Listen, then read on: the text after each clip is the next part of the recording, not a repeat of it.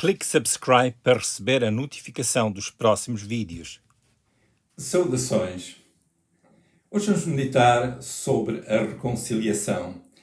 Temos estado a meditar sobre o sangue de Jesus, o sangue que foi derramado quando Jesus foi crucificado na cruz, naquela Páscoa, de há quase 2000 anos atrás.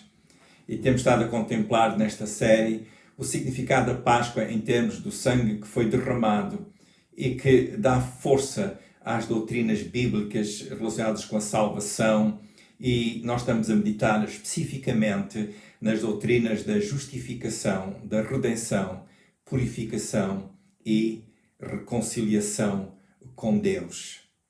Vamos ver o que a Bíblia nos ensina sobre este assunto tão importante, a reconciliação.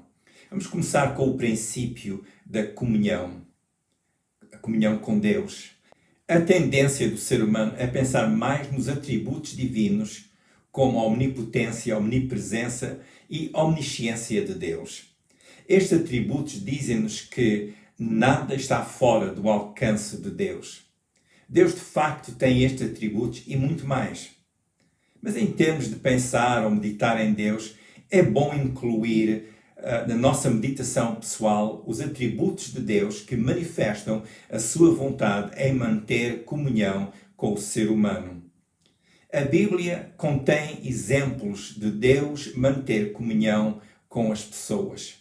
Vimos um exemplo em Gênesis capítulo 3, quando Deus passava pelo jardim. A Bíblia diz lá que Deus passeava no jardim do Éden, onde estava Adão e Eva. Vimos que aí era mantido o princípio da comunhão. Um outro exemplo são as referências bíblicas em que Deus falava com Abraão, e a Bíblia refere a Abraão como amigo de Deus. Deus não só falava face a face com Abraão, mas também Abraão era considerado ou chamado amigo de Deus. E podemos ler mais sobre isto em 2 de Crônicas 20, versículo 7, Isaías 41, versículo 8, e Tiago, capítulo 3, versículo 23. Vimos um outro exemplo de comunhão íntima em Êxodo, capítulo 33, versículo 11, que diz que Deus falava com Moisés face a face, como uma pessoa fala com o seu amigo. Há mais exemplos na Bíblia que referem Deus a ter comunhão com pessoas. Porém, é importante nós reconhecermos que esta qualidade de comunhão pessoal não era mantida de uma forma geral com todas as pessoas. Porquê? A minha resposta quanto a este porquê é obviamente muito limitada.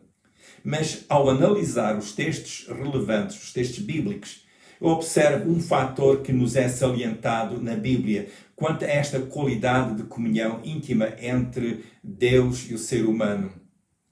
Eu noto certas qualidades que são evidentes nas pessoas com quem Deus mantinha comunhão íntima, uma comunhão estreita.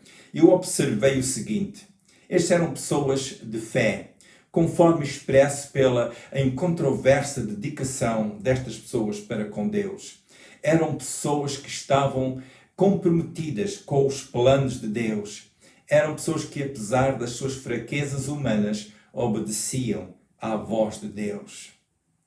Mas por que será que tem havido divisão, ou houve divisão, ou existe divisão entre o ser humano e Deus? Bem, um estudo panorâmico das Escrituras mostra-nos que o ser humano há muito que sofria por lhe faltar comunhão nutriente, aquela qualidade de comunhão que existe, onde há um relacionamento profundo de amizade com Deus. Mas o que separava o ser humano de Deus? Os textos bíblicos que vamos ler a seguir alumiam a situação e mostram o porquê do abismo entre Deus e o ser humano. Ao analisarmos estes textos, vimos que a causa da separação é séria e que não deve ser tomada como algo sem grande significado, ou não deve ser tomado de ânimo leve. Nós lemos em Isaías capítulo 59, versículo 2, que aponta para a razão desta separação, e é uma razão muito séria. Isaías 59, 2 diz: mas as vossas iniquidades fazem divisão entre vós e o vosso Deus, e os vossos pecados encobrem o seu rosto de vós, para que vos não ouça.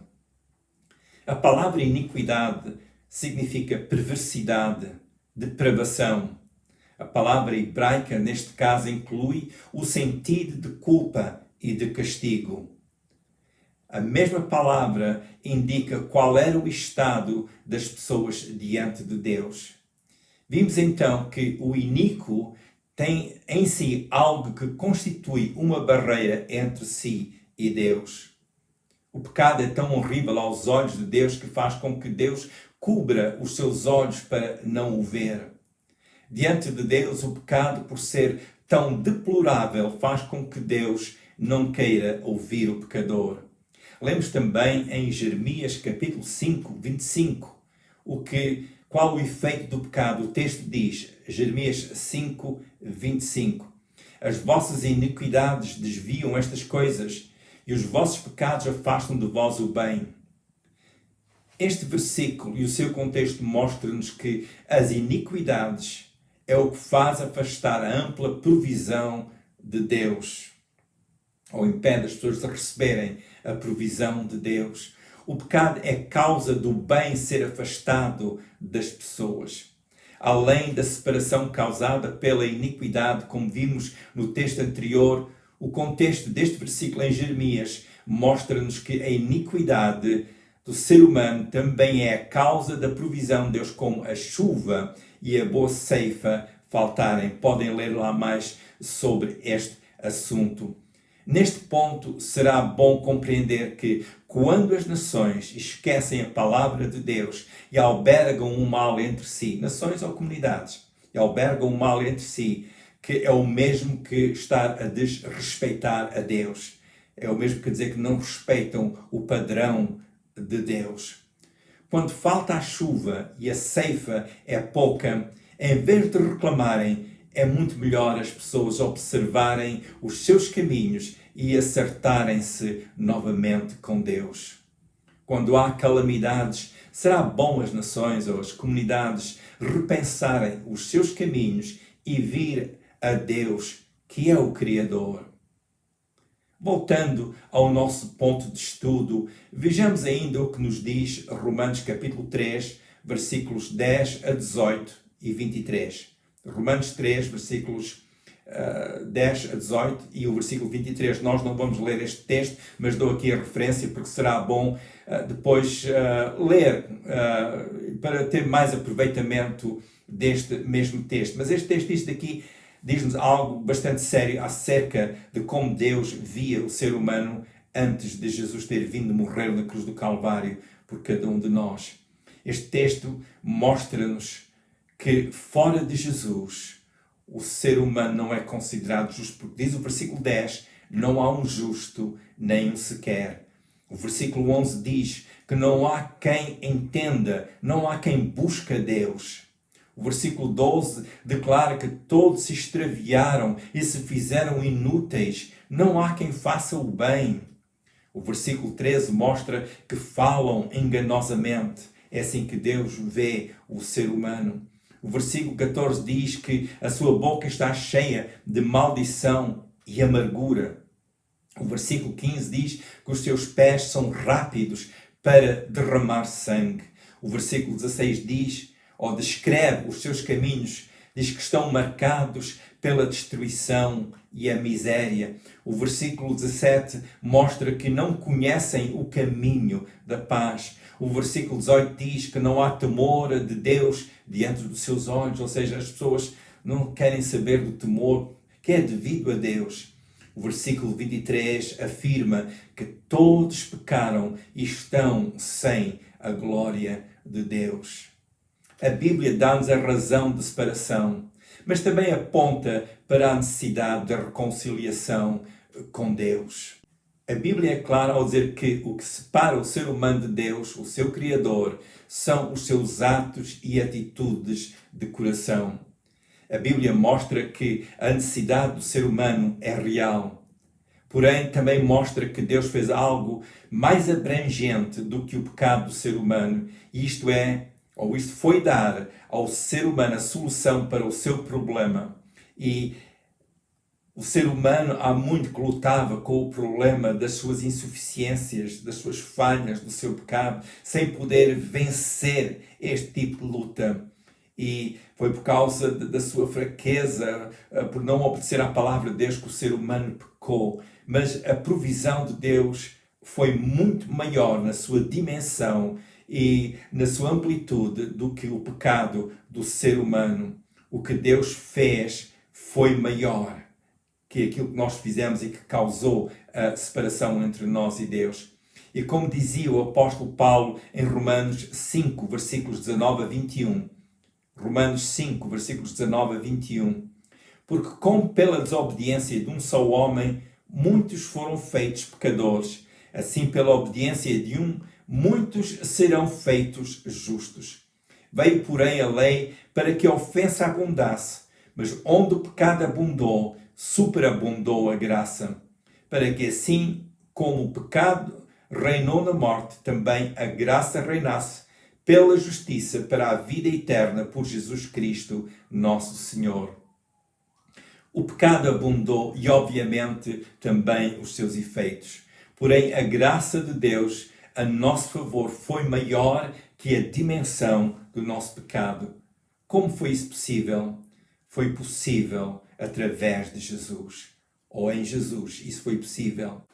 Vejamos o que o apóstolo Paulo ainda tinha escrito antes, no mesmo texto, em Romanos capítulo 5, versículos 8 a 11. Romanos 5, versículos 8 a 11. Mas Deus prova o seu amor para conosco, em que Cristo morreu por nós, sendo nós ainda pecadores. Logo, muito mais agora, sendo justificados pelo seu sangue, seremos por ele salvos da ira. Porque, se nós, sendo inimigos, fomos reconciliados com Deus pela morte de seu Filho, muito mais, estando já reconciliados, seremos salvos pela sua vida. E não somente isto, mas também nos gloriamos em Deus por nosso Senhor Jesus Cristo, pelo qual agora alcançamos a reconciliação. Deus prova o seu amor por nós pelo facto de Ele ter dado Jesus Cristo para morrer por nós. Não podíamos mudar o nosso estado de pecadores. Porém, isso não impediu a Deus de nos amar e dar o seu Filho, o Senhor Jesus, para morrer na cruz por cada um de nós. Notemos o que diz o versículo 10. Fomos justificados pelo sangue de Jesus. Isto é, o nosso pecado tendo sido castigado em Jesus, não resta mais castigo pelo pecado. Eu vou repetir, porque Jesus sofreu o castigo que pertencia a nós. Ele levou esse castigo sobre si. A Bíblia diz que não resta mais castigo pelos nossos pecados. Na base do que Jesus fez por nós, nós estamos justificados por Deus. E é um ato de Deus. Não foi nós que fizemos isto, não fomos nós que fizemos isto por nós, foi Deus que fez por nós.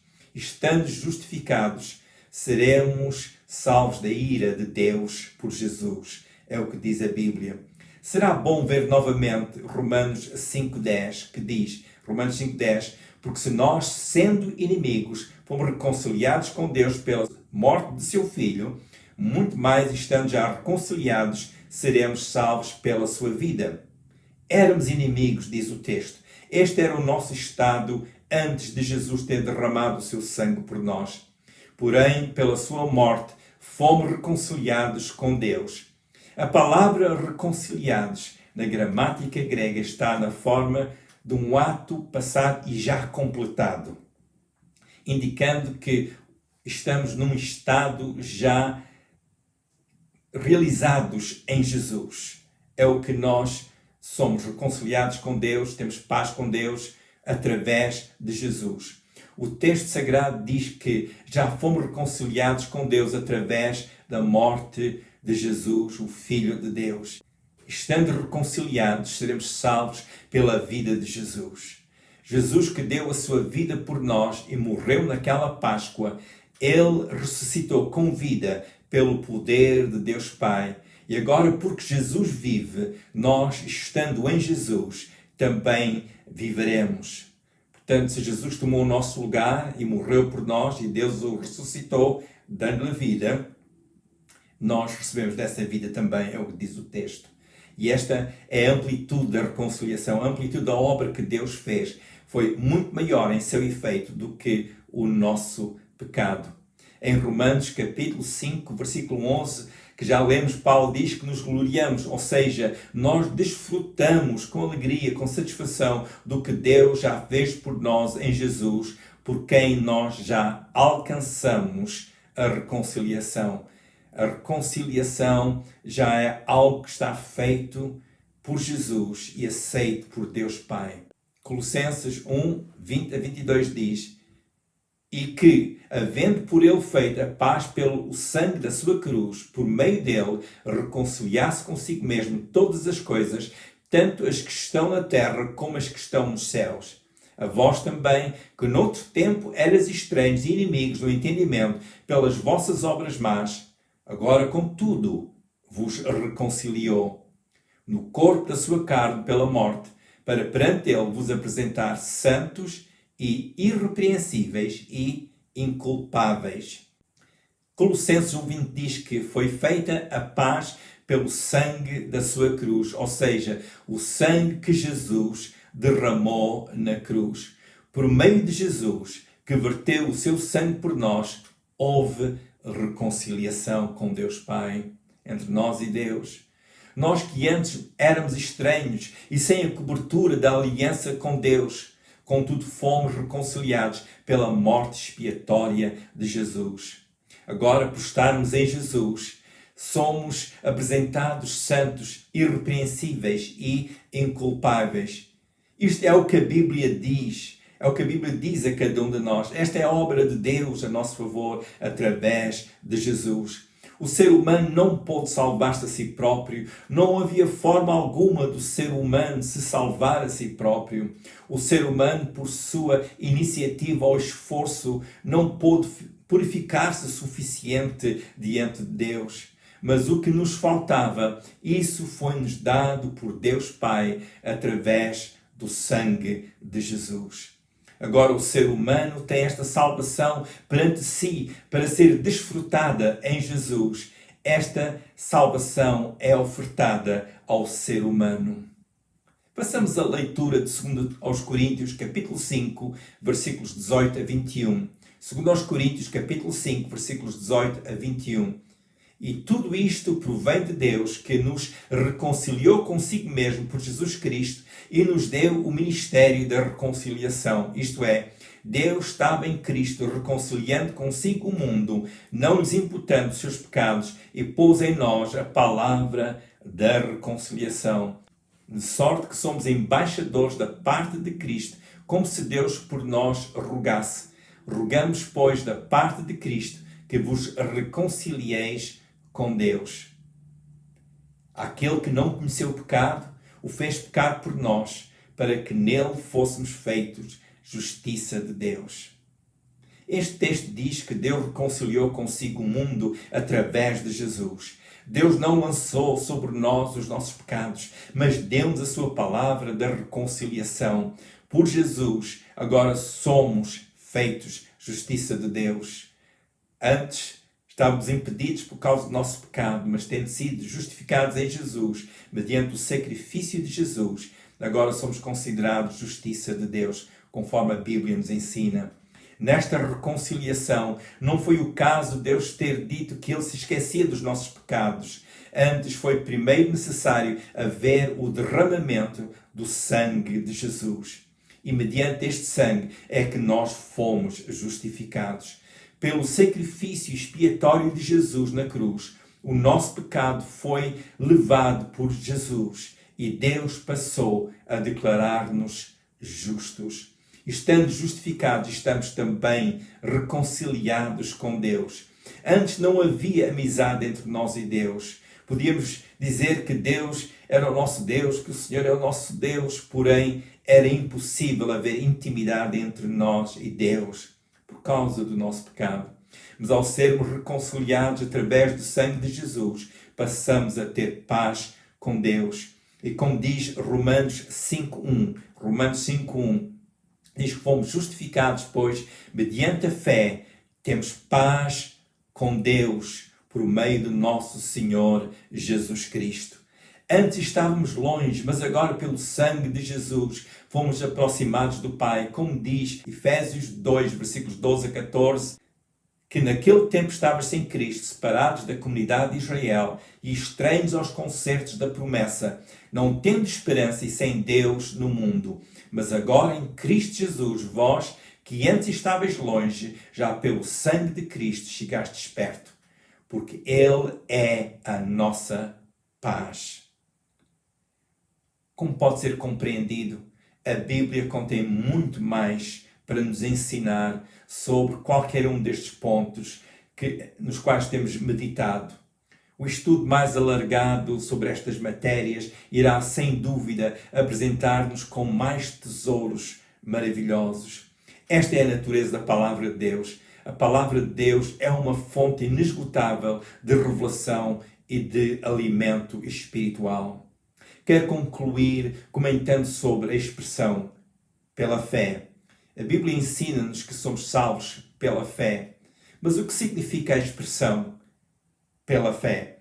É uma referência ao nosso ato de crer, aceitar e passar a viver sob a cobertura da verdade em Jesus e na qual temos acreditado. Agir pela fé e viver pela fé é apropriar-nos das promessas de Deus, que Deus nos tem dado, sabendo que não as merecíamos, mas porque Deus nos a dá, e mediante o que Jesus já fez por nós na cruz, e porque já aceitamos esse sacrifício a nosso favor, nós passamos a viver debaixo da cobertura da oferta de Deus. Uma oferta que é real, é eficaz. Quando agimos pela fé, estamos a dizer que aceitamos o que Jesus fez por nós e que recebemos tudo quanto Deus nos tem dado, tudo quanto Deus Pai nos dá e que está ligado à razão de Jesus ter ido à cruz por cada um de nós. A Páscoa só faz sentido se reconhecermos como cumprido o que a Páscoa no Antigo Testamento projetava em relação ao Novo Testamento. A Páscoa só faz sentido celebrar se reconhecermos o que Jesus fez por nós. No Antigo Testamento, celebravam a Páscoa de uma forma profética, talvez sem o saber, mas realmente há lá muito que nos ensina sobre Jesus e que apontava para o sacrifício de Jesus. O povo hebraico celebrava a sua saída da terra da escravidão. Nós hoje, em Jesus, no Novo Testamento, celebramos a nossa vitória sobre a escravidão do pecado e passamos para a liberdade em Jesus. E é importante nós compreendermos isso. E tudo isto é possível pela fé quando nós dizemos: eu aceito o que Jesus fez por nós. Eu aceito o que Jesus fez por mim. Eu acredito o que Ele fez por mim é real. Eu acredito que Ele é o Filho de Deus que morreu por mim na cruz de Calvário. Isso é agir pela fé e apropriarmos daquilo que Deus nos dá. É oportuno dizer a Jesus: eu venho a Ti. Eu venho a Ti reconhecendo que deste a Tua vida na cruz, no meu lugar. Diga a Deus que reconhece que Jesus é o seu Filho amado, que morreu por si na cruz. Confesse os pecados a Deus em nome de Jesus, porque Ele é que perdoa e só Ele é que tem o poder para perdoar. E aceite o perdão de Deus. Aceite a sua salvação. Fale com Deus. Fale sempre com Deus, sempre em nome de Jesus. Porque foi Jesus que morreu na cruz do Calvário. E, aliás, a Bíblia diz que só há um mediador entre Deus e o ser humano. E este é Jesus. Não há outro mediador. E a Bíblia é bem clara nisto. Portanto, aproxime-se de Deus através de Jesus, que naquela Páscoa, há quase 2000 anos atrás, Ele deu a sua vida por cada um de nós. Aceita a sua oferta pela fé. E depois passa a viver os ensinos do Evangelho. Como é que isso é possível? Leia os Evangelhos para aprender mais de Jesus. E também frequente uma igreja que realmente ensina os Evangelhos. Não uma tradição religiosa, mas de facto as doutrinas bíblicas que o vão equipar e ajudar a viver a verdade e o poder do Evangelho. Porque esta é uma oferta de Deus para si.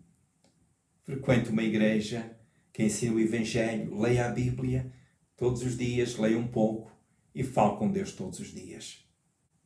A minha oração é que Deus continue a abençoar a sua vida. Se quiser ver os vídeos anteriores, vá ao YouTube, ao canal com o meu nome, Manny Bessa.